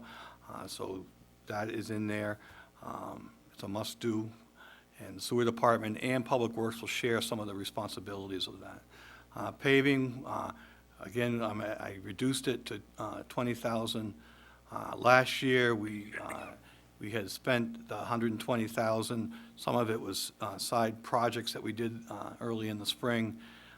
And paving, we only spent on our roads $100,000. So I kept that at $100,000. Public safety increase is $84,000. We did some wage adjustments. It was a 2-year process, along with additional changes in staffing. Our lease purchase agreements is a $10,000 request, and that's for 2 new units in our replacement program and a document image unit. A capital reserve, this was the $20,000 that was requested. We cut that back to $10,000. This is for our communications program or equipment. If we continue to move that forward, by the time we get to the point where we may have to upgrade it, and hopefully it's not that soon, but technology changes very quickly, we should have enough money to pay for that. PSAP fees, again, this year, are new this year. This is a county expense that we have to pay, and the fire department is a $10,000 increase this year for first responder equipment and air pack upgrades. And public services, which is Beaver Park, Recreation and Library, we kept that at $12,000, which Beaver Park will be an additional $6,000, Recreation $5,000, and Library just an additional $1,000. We had a county tax decrease this year of $23,600, which is great, but where everybody's paying them for PSAP fees, so that helped them along to decrease it overall. And our debt service decrease again this year is $165,000. So with all this, the total increase to our budget is $38,069, which is a 0.52% increase over last year. Keep in mind that this does not include any cost of living increases to any of the union or non-union employees. That is yet to be determined. And just on that note, we start our first contract negotiation on April 3rd with the police MAP unit, and we'll see how that process goes. Our spending trends have stayed somewhat flat. You can see, of course, the county has stayed very flat over all these years. We've seen some spikes and lows and increases in the last few years, very minor. And the school department follows pretty much the same pattern, just you're dealing with a lot more money, a lot more zeros. The mill rate for Lisbon is on the top chart. You can see where we were in 2003, 2004. You kept that 25 is a mill rate for quite a few, 3 years in a row. Then you dropped it back down 2 years in a row and came back up to 25.50 the last 2 years. And this was really done through use of undesignated fund balance, and I consider it artificially maintaining a flat tax rate when your expenses were continuing to increase. And again, 2010, 2011, we did our a coefficient adjustment in our assessing, and then we were able to drop that down to, we were at 80% of sales value, sales ratio value, so it was $21. We kept that 2 years in a row, and last year, we increased it by 22 to 22.26.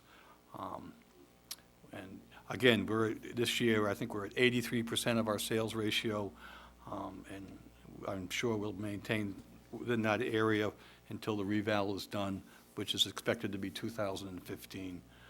But if you look at the bottom chart, you'll see the current mill rates of our surrounding communities to date. Some of them are at 100% of sales ratio value.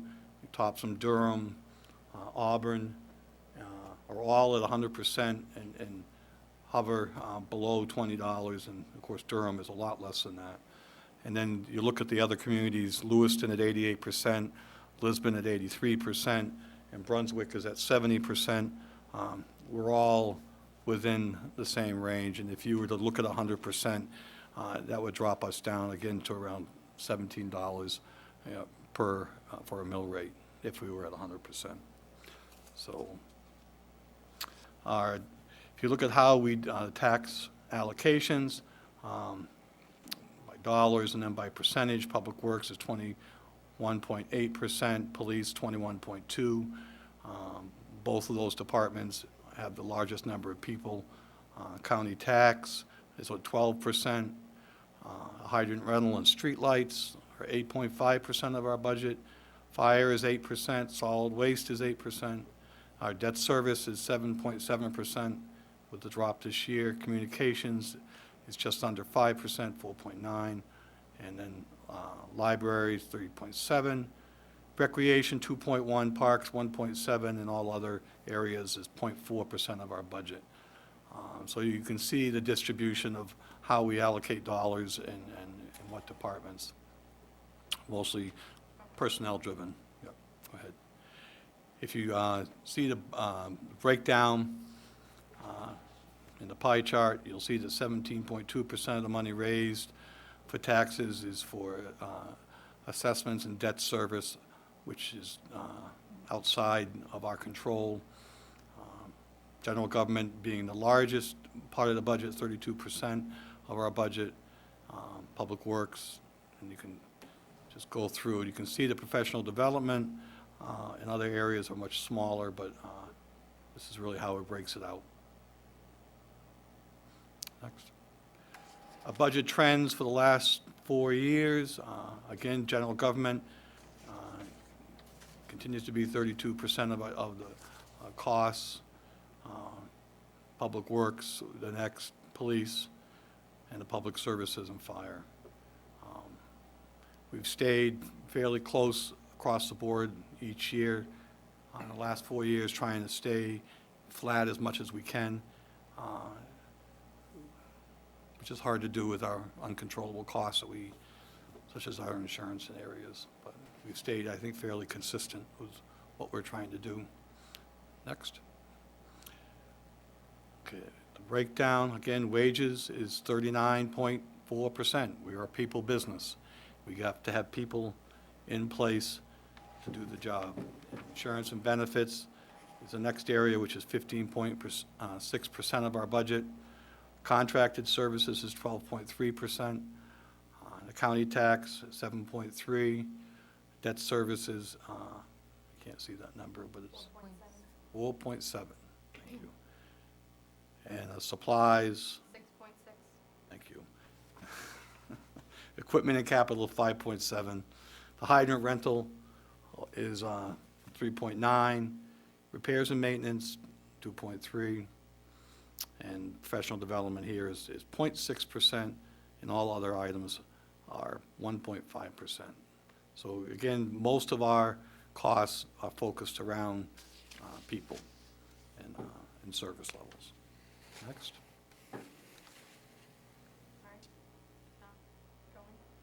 Going, and total budget increase in wages and benefits. You can see general government, what encompasses that, retirement, social security, insurance, code enforcement, HR assistant, planning board increases. Planning board has been meeting 2 times a month, and we pay them by the meetings, so we increased that this year. You have longevity and step increases this year, and one of the things that we did, wage shift from economic and community development. Some of the administrative assistants' wages, as I had said once before, was in that budget. We have moved that back into my budget due to the changes in the anticipated TIF dollars. We probably would not have enough, and some of the duties are changing. Public safety, again, 45,000. We're trying to align our budget with what our actual expenditures are. Take a harder look this year. We're adding part-time staffing for greater dispatch coverage. Again, where this is our first year at this, we want to make sure we have enough people. And all the towns that were participating with us know in their contracts that this year is a wait and see, and see how it plays out for this year. And again, final adjustments to 2-year wage increases that we did. Public Works, again, is a $31,000 increase. We're transitioning from part-time people to adding the full-time people. We need to fill our equipment. We're having difficulty with staffing for plowing and other areas. And we had to make some adjustments in the contract language that was missed, so we had to increase some funding there. And we have a retirement coming out. Again, we talked about this, I think, with the accrual in our Finance Committee meeting. We are trying to anticipate when people are retiring, what their accrued dollars would be, and this year we know what that is going to be, so that's in there this year, and that's for Public Works. One of our mechanics is retiring. And again, Public Services is just the final adjustments for the 2-year wage adjustments that we made year before and last year. Total budget increase in contracted services is $81,058, or 9.8%. Public Works, the well contamination is a driving force on that, plus the MS4 study, which is the stormwater management program that we have to do, and waste disposal. That's a 3% increase to our MWAC fees. That's contractual. General government, again, is a $31,000 increase. We increased our legal fees to more reflect what we're spending. Our audit fees have gone up. We put in some code enforcement mapping because we're going to be doing a lot of changes. We anticipate when we get our master plan done and some other things that we've been working on.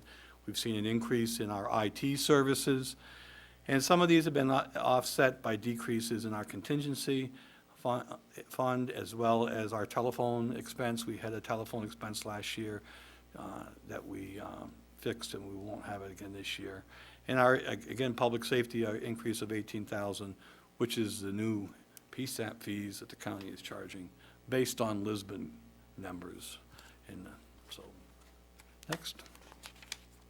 Our equipment capital, public safety, $24,700. We have air pack upgrades we need to do, communication center reserves, our cruiser replacement program is in here, as well as a document imaging unit that needs to be replaced.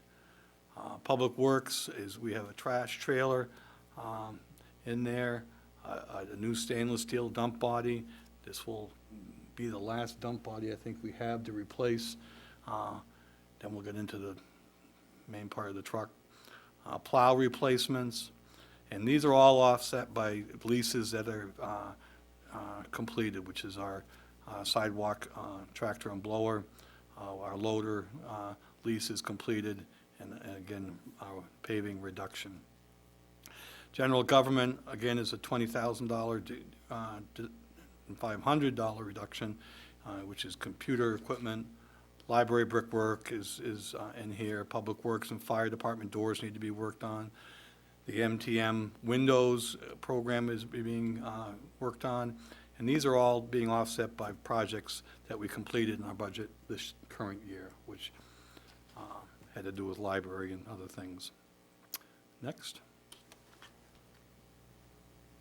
Repairs and maintenance, technology and PCs, that's an ongoing expense that we do each year just to make sure we have enough dollars to replace aging equipment. And then with the Siemens contract, this is our new mechanical contractor, a little bit more money, but they have a good track history with the school, and we're seeing improvements already with some of the things that they've been working on. Public services increase of $6,500. This includes some work at Beaver Park and Gardens and the Green Thumb Gang, and some costs in our recreational field maintenance that we need to do. We have in Public Works, it's a $4,600 increase. This is a dump trailer refurbish. We're going to be, instead of replacing it, we're going to try to fix it to get more years out of it. And we have some catch basins that we need to replace, and some of that is part of the stormwater management program. And then public safety is fleet maintenance of $1,800. Our debt reduction, I thought this was one encouraging slide to look at, that over the next 5 years, you can see the debt reduction decreasing. And by 2018, it will drop to $8,559,909, which is a considerable, it's a $6 million drop in debt reduction, as long as we don't incur any more long-term debt, but that's encouraging. Next slide. These are just projection of upcoming numbers. We're looking at FY14, which is the current budget we're looking at, 7.3 million. Anticipating that we're going to see increases in our benefits and wages and contracted services. It's a pretty large number, and the same as FY16. But these are things that we're going to have to start, I think, talking about early. Next slide. Planning for the future, this is how I'm going to end this, is sustainability. These are things that counselors, we've all been talking about. No problem can be solved until it's thoroughly understood and accepted by those who make the decisions. And I think after the last 5 years, these are things that we have been leading up towards. Making the hard decisions, find a reliable revenue stream that's consistent instead of just increasing taxes. We can't oversimplify the problem with temporary solutions. No one measure can solve the problem. Reducing expenses through attrition or forced layoffs of services or increasing revenues does not in itself solve the problem. We have to look at the big picture. This budget suggests that the council examine alternatives in the short term, but establish a process for additional revenues in the long term. And this is something that I know Fern and I have talked a lot about, and other counselors. We need to have more collaborative discussions, and I say more. We continue to have them, but we need more between the school committee, the town council, finance committee, and administrative teams from both areas, and look out towards the future and come up with a plan of how we can provide the level of service that the public wants, and how are we going to pay for it without constantly increasing taxes. I don't have the magic bullet, none of us do, but it's, I think we've been talking about that and consolidation of services and areas. I think it's something that we should start in the fall. It's just my perspective. So by the time we get to January, we have a little bit better picture of where we're going and how we're going to get there. So There it there is. you go. And the town council will actually be, next Tuesday would be our first workshop on a budget. Yep. So study it hard, look at it every avenue, and come back with some, You will have a meeting, Discussion. the first part of the workshop with the water department. It's been requested that we sit down with them. Frost Hill is going to be looked at for a major project, and we want to talk to them about installing gas lines. That was one of Roger Bickford's thoughts, and they'd like to talk to us more about it. So it'll be a short discussion, and we'll jump right into the budget process right after that. Steve, will that presentation be put on the web? That will be on the webpage tomorrow morning, first thing. So you all can go through it if you like, and if you have any questions, don't hesitate to call me or Jessica. And we hopefully will have answers for you if you have them, but I'll wait until the 26th, and we'll hope there's no snow, and we'll start down that road, which will be a long, difficult road. Even with snow, we'll do it. With no right? snow. Yep. Even with snow. Even with snow. Even with snow, we'll do it. We are So living- again, prepare, look at your notes and talking to some of you individually. I know you've been studying the budget pretty hard, so it's all gonna be good stuff. And luckily, we actually are starting in a pretty good area, so. Yeah, 0.5%. That's a good start. I think department heads and staff have worked real hard to get us there and at the request. And I know Finance Committee, they're going back and forth talking about larger picture stuff, and it'll be interesting to see what they come up with. And it is really important. I'll just touch base on that. We do have the Financial Review Committee implemented, and it's a good group of people with a lot of diverse backgrounds. And one of the things that we do see, as Steve was mentioning at the end, is the uncontrollable costs expenditures. And you know, the school is roughly, they say around $250,000 a year that they have uncontrollable expense increases every year. And the town's roughly around 140. So if you take those numbers and, you know, you're talking well over $400,000 and you go out 5 years, that's some serious numbers to look at. And projecting out, it's really hard to see our increase of revenues. So hopefully the Finance Review Committee, working with the management and the town council, can try to figure out a long-term plan on how we're going to try to make it all balance out, so we're doing it in a smart, planned way. Yep. All right, if no other questions, next item, please. Is under appointments, Order 2013-45, ABCOG official ballot for officers in 2013. Let's go over that, Steve. You're talking about ABCOG? Yes. Every year, ABCOG, which is the Androscoggin Valley Council of Government, votes on who their leadership is from their executive committee members, which is a collection of representatives from each town. There's usually one member of the executive board and one person who's a member of the General Assembly. Mark Lund is the person that you have appointed as the member of the General Assembly, and I am a member of the executive board, participated with ABCOG for many years, 14, 15 years. They're a great organization, and they're going through some of the hardships that we are. But John Johnson, who was from Jay, was their president, and you have a ballot in front of you, and I am on that ballot. That was just actually voted on as a council as a whole. Yes. It is, and that's something we need to do this evening, Yes, you do. okay? Would you like to go through each person? Actually, I can go through it. There's actually only one there for president, as I see, and that's either, it's a, For each. yep. So, actually, president, I see the Steve Elvidger's is the only one, unless there's a write-in, not knowing any of the people. I guess we can either put Steve out to the curb or vote him in. Thank you. Okay. Do you, any other options to that, or do you, someone want to recommend the idea of putting Steve in as the president? Need to make a motion. Want to make a motion? I'll make the motion. Second. Okay, what we were voting on is the idea of putting in for Steve Eldridge as the president of ABCOG. Now, is this going to be any extra burden upon you? No, before I we vote? attend all their meetings. Okay. I just have to be more aggressive, Diligent, yeah. you know, with a gavel and all that. Okay, good. All right, all those in favor? Order passed 5-0. Vice President, Rhonda Irish of Wilton, I would, You know who that is? it sounds awful familiar.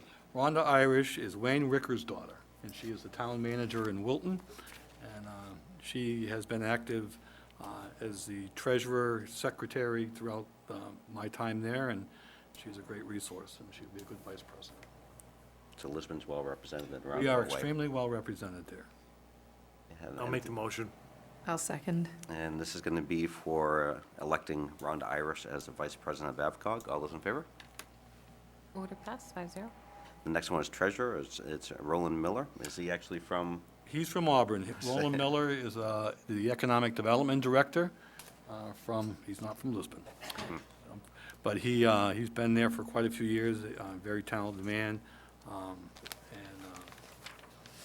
highly recommend it. And the next one is actually, we probably can vote on these together. There's only one option for James Dorr. James Dorr. James Dorr is the town manager in Bethel. He actually followed me into Rumford. He's a young man, very bright, very capable, and I And recommend him. what I'd like to do is entertain a motion to accept Roland Miller as treasurer and James Dorr as secretary. I'll make that motion. I'll second it. All those in favor? Order passed, 5-0. Pretty tough voting when there's only one per line. Yep. Makes a hard choice.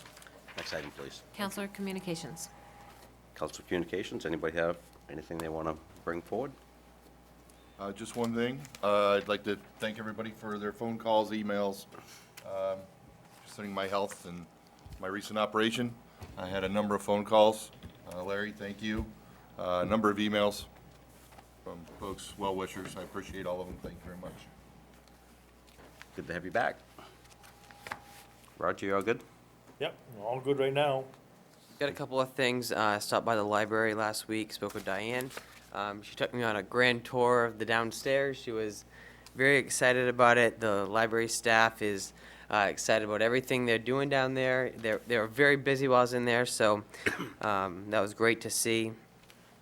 I also attended my first Moxie meeting in the evening. That was good to see different faces there, very active group. So Scott Benson led that. That was awesome. Finance Committee, attended that meeting last Monday and Monday before. That was a very, very, very active meeting. Moving on. Any citizen in TV land or anything, I've got several calls, emails about taxes going up 30%. If you are concerned about it, contact Steve or the council. We have not made a budget yet, so don't lose sleep. That's all I got. I just, as liaison to the Conservation Commission, because of the way the meetings have gone and so forth for the past few months, I've been unable to attend those meetings. So I got together with Verla Brooks one morning, very, very, very early.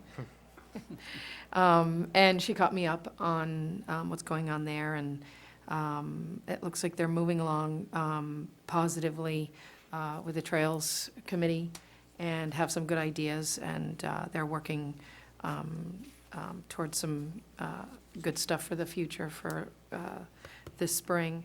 And they're planning, of course, the fishing derby.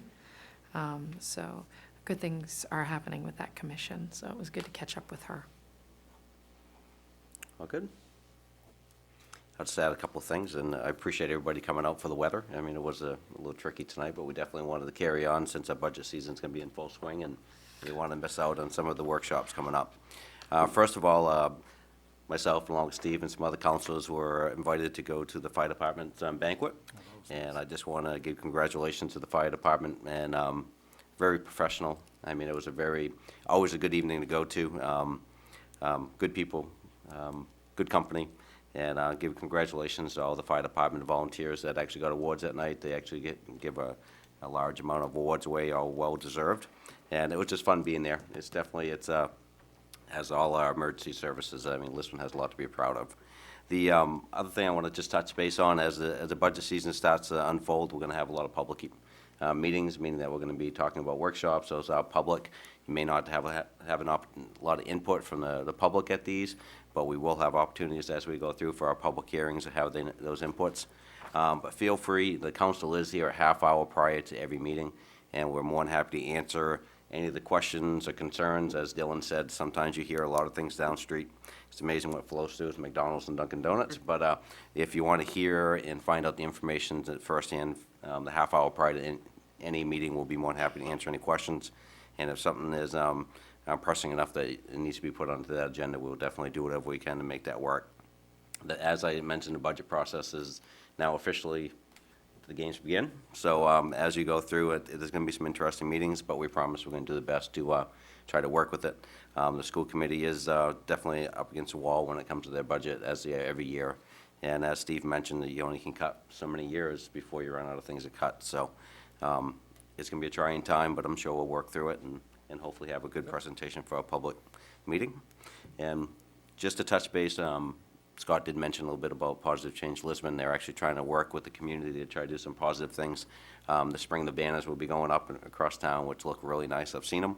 One of the other recommendations is the spring cleanup. And it talked about different areas, whether it's whole town or just a little bit of the town. And they really picked on 196 being the focal point of where they could do a cleanup. And this is just nothing more than having individuals being part of the town, putting a little bit in to try to help make a big difference. So you'll probably see some brochures coming up, some different places, but spread the news. That particular date is going to be something that hopefully we can work with the town, work with Positive Change Lisbon to actually do a small thing, and enough small things to make a big change. So that's a positive stuff that we need. But saying that, I'm all complete. Next item, Twyla? It's executive session. Do you still have that? Yes. Order 2013-46 to go into executive session per 1 MRSA, Section 405, 6A, Personnel Matters. Personnel matters. May I have entertain a motion for that? Make that motion to go into executive session for personnel matters. I'll second that. All those in favor? Order passed, 5-0. And there will be no vote. No votes coming out of it, just discussion. Thank And you. there's things to sign here. Yep. Make sure I Let got, I me, need one more turn the signature recorder on off. warrants before we leave the building. Have a good night. Thank you all for coming. No, This isn't going to be long. shit, Thursday after the meeting. Thinking about starting my. Monday, I was in the Oh. freaking nurse's Yes, that office. might Thursday, be I was in the hospital. Well, my car takes a long time to heat up. I just thought you fell down. Oh, no, they had me in there and, What'd they do? How bad they cut you?